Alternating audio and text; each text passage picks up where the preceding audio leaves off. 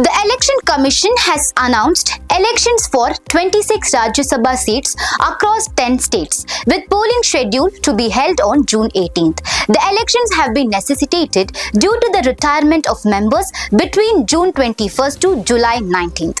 Among those retiring are former Prime Minister H.D. Deve Gowda, along with senior Congress leaders Mallikarjun Kharge and Digvijaya Singh. Voting will take place across Andhra Pradesh, Gujarat, Karnataka, Madhya Pradesh, Rajasthan, Jharkhand, Manipur, Meghalaya, Arunachal Pradesh and Mizoram. In addition, bypolls for one Rajya Sabha seat each in Maharashtra and Tamil Nadu have also been announced. Political projections suggest that the National Democratic Alliance may lose one seat overall, while the Congress-led opposition is expected to gain 3 seats. At present, of the 26 seats going to polls, the NDA holds 18, Congress has 4, the Jharkhand Mukti Morcha holds 1, and the Yuvajana Shramika Raitu Congress Party has 3. After the elections, projections indicate the NDA may secure 17 seats, Congress 5, JMM 2 and the Tamilaga Vetri Kalagam 1.